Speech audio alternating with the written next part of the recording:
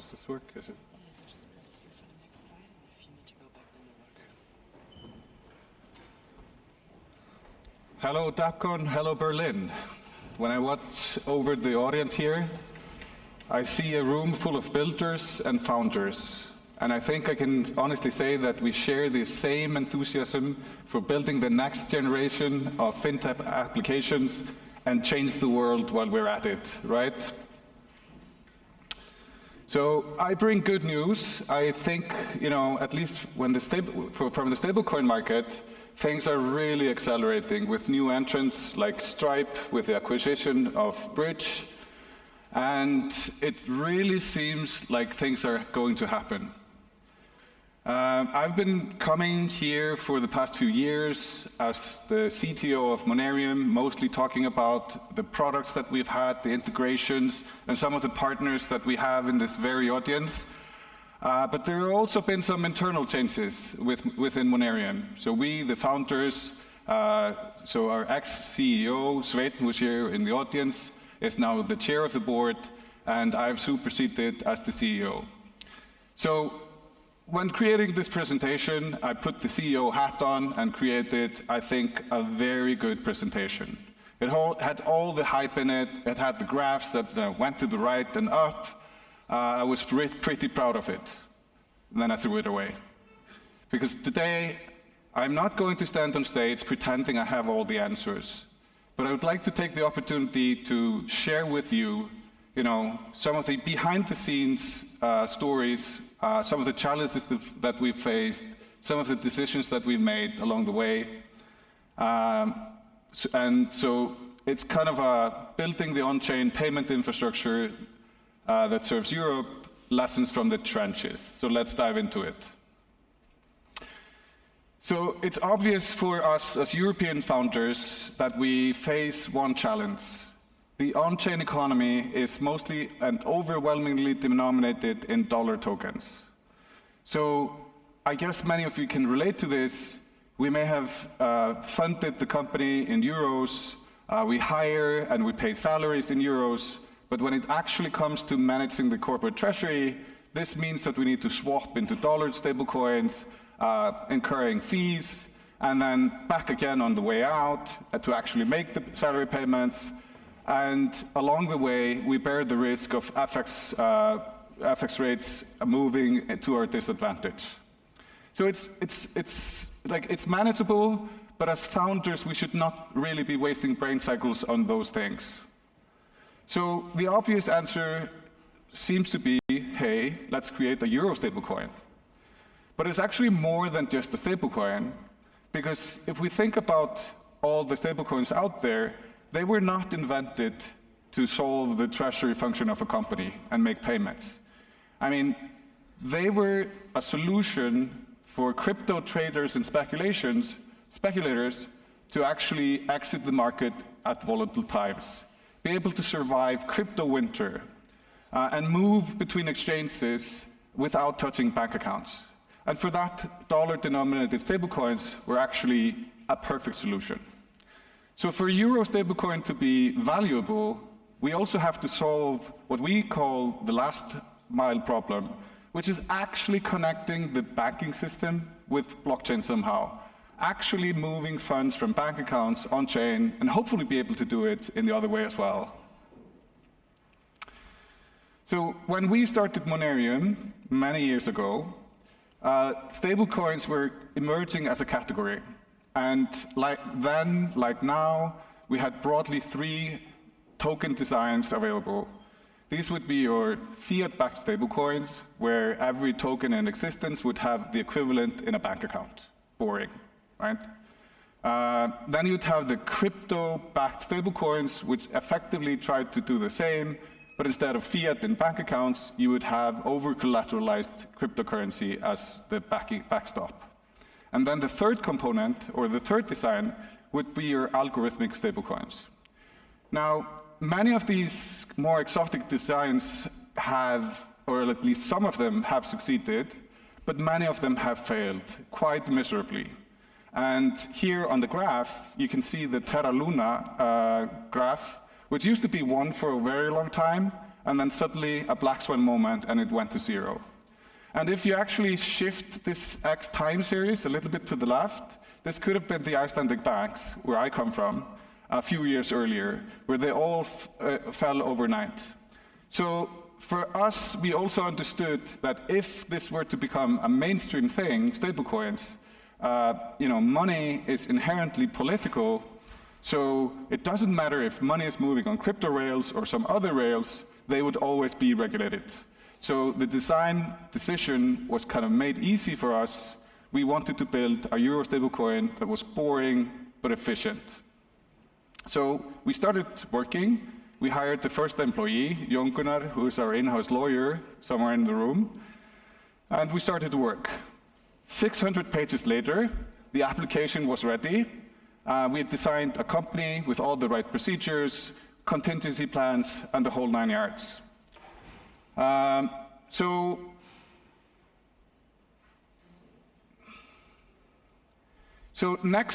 The next challenge was actually to figure out how do we get the money from the banking system on-chain.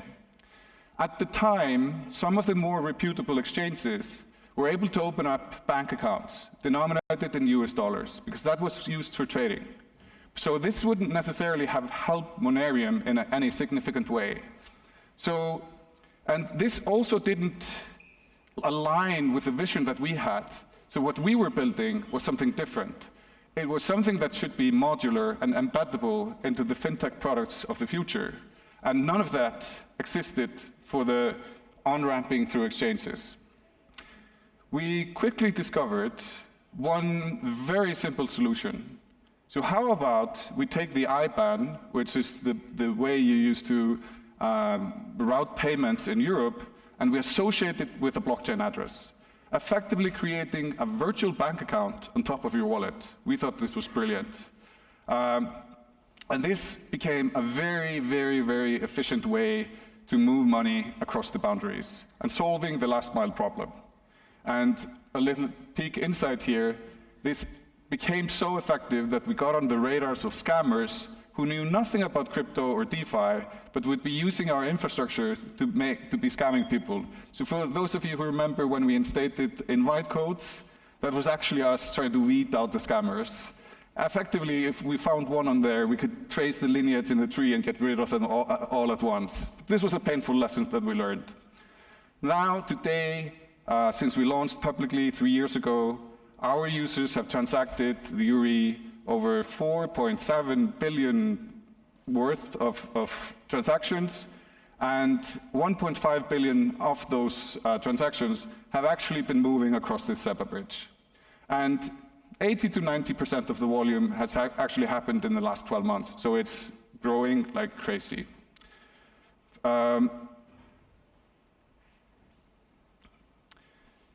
The next lesson actually came from integrating Euro stablecoin into DeFi. So if you're a regular DeFi project, many of you around here have probably used the method of allocating some portion of the tokens to yourselves or to the treasury. You can use those tokens to incentivize behavior, seed the liquidity pools, life is good. We had kind of imposed a constraint on ourselves with having every single token backed by a euro somewhere, right? So we couldn't just pre-mine euros. They had to really exist. And for a small team with a relatively small balance sheet, we couldn't just buy our way into the market. That's not the way we could solve it.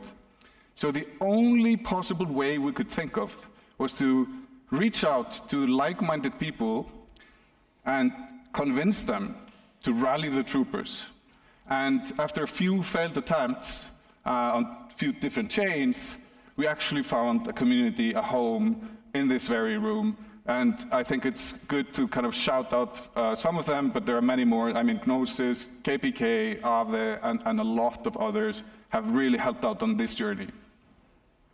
One of the key unlock was actually to get those founders of those projects to onboard for their personal account. And once they actually had tried it, receiving their salaries and making payments to their landlords, there was sort of an aha moment.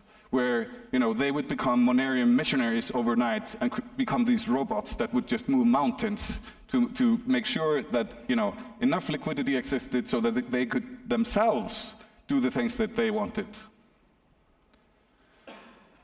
So the next lesson was, it seemed like once you have a stablecoin, you have the IBAN for easy top-up and enough liquidity in DeFi, that proved to be a great foundation to disrupt card payments. So Gnosis Pay was here on stage before me, so you know all about that, and now MetaMask as well.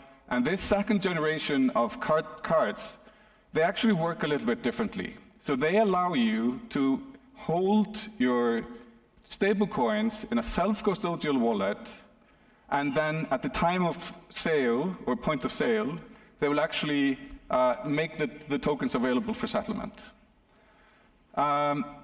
Just to be absolutely clear about where we are in this journey, if you think about the value chain of payments, it's effectively the issuing bank, the settlement network like Visa and MasterCard, and the merchant bank. And today, the way it works is the issuing bank is using stablecoin rails, then redeeming that and settling over fiat rails. We are actively working with Visa and MasterCard to get our stablecoins approved as settlement tokens, kind of unlocking the next layer in the value chain. But the real unlock will come from when stablecoins will move from the cardholder directly to the merchant, and none of the other thing is needed. I actually think that we are just at the beginning of what is possible with this technology. I get really excited about the ability to hold yield-bearing stablecoins in Aave, and because of the atomic nature of blockchains, they will be able to unwrap the tokens at the point of sale to make them available for settlement. And conversely, for credit card kind of behavior, we can think about a future where a loan, you'll use your crypto collateral to take out a loan at the point of sale, which then gets used for settlement. So I think there are great things happening on this front. Our vision was always to go to market through our partners, as I mentioned earlier. And we spent many years trying to convince the crypto wallets of the time to embed our solution to unlock the functionality that I'm showing here. We failed. Most of these first generation of crypto wallets would either be crypto only, some of them were kind of integrating with DeFi, and a handful of them would be trying to onboard and on-ramp and off-ramp maybe through the card system, which would be very, very expensive. 1%, 2%, 3%, 4%, 5% in some cases. But for the use case at hand, it didn't really matter because prices of crypto swing like crazy, and it was all worth it. So it wasn't until recently that we started to see a new kind of wallet that is more tailored to normies. These wallets would effectively try to focus on simplifying the management of the private keys. They would swap out words like exchange or crypto trade, yield, for something more simple like savings accounts and payments. And it's fantastic to see some of those wallets out here, the Matri wallet, Rebind, Seal, there's now also Greenhood wallet, that are integrating many of the components that you've heard about. You will be able to import your Gnosis Pay card into those wallets. You will have integration into the IBANs, making the payments very easy, and then savings accounts that get their yield from Aave. And there are many things happening here.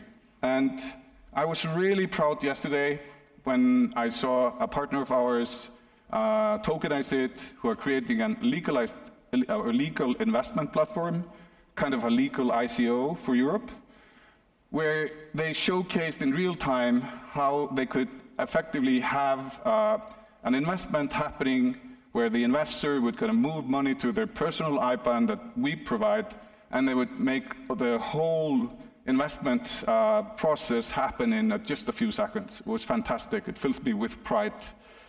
And I'm also happy to share with you that through those partners, we are now onboarding more users every day than we are ourselves. So it seems like at least partially our go-to-market strategy is starting to work. So, did we make any mistakes along the way? Yes, you betcha. Many of them.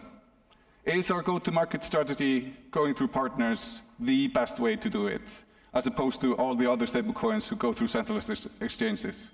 Well, only time will tell. I can't tell you the answer to that.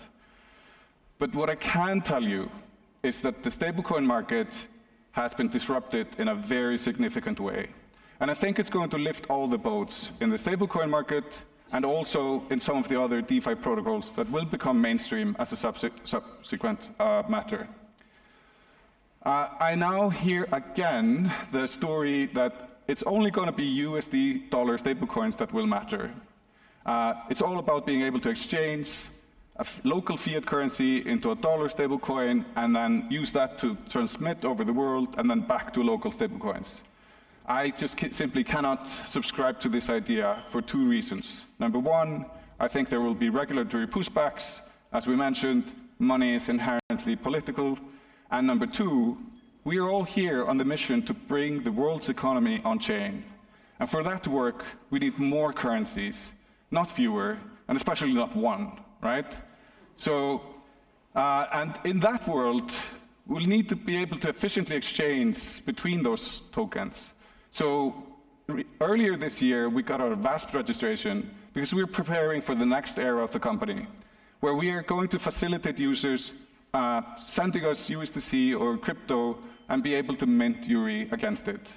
We think this will solve some of the liquidity requirements for some of the chains where we haven't had as much success as the other as Gnosis chain. And also it's going to support DeFi in a way where now rebalancers that rebalance the pools will be able to go for trade against Monerium and create bots that trade against the pools, doing it in a very efficient manner.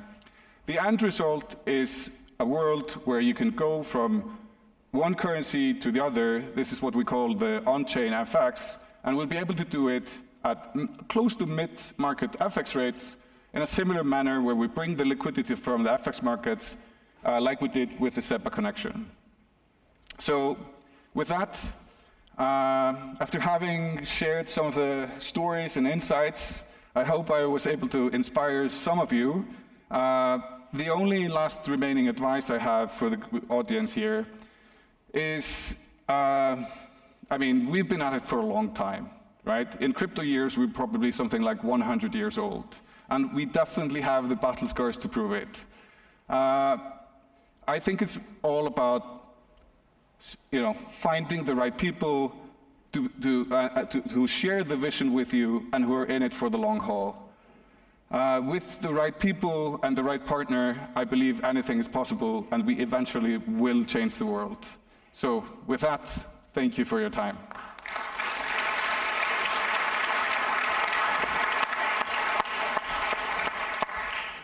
Thank you, Gísli. Time for questions. We have basically just one question. Time for one question. Okay, yeah. Thanks, Gísli. My question is, what is your moat against other fiat-backed stablecoins? That is a good question. So I think the network effects will be one of them. And again, to the point earlier, what is going to be the right way to distribute the tokens? Is it going to be through some of the centralized exchanges? We see that, some of them have had very much success, but we also see that, they're paying a lot for that distribution channel, right? So we already know that, USDC has been paying something up to 90% of the revenue to Coinbase for that distribution. And this aligns with the conversations we've had with the exchanges. So I'm not ruling them out. I'm just saying, I'm not sure that it's a great business to be in. And we always had the vision of kind of creating this modular effect that I talked about. And I think having, you know, many integrations, different kinds of integrations that are more tailored towards real-world users. Because let's be honest, the ones in here, it's just tip of the iceberg, right? What I'm talking about is the rest of the world.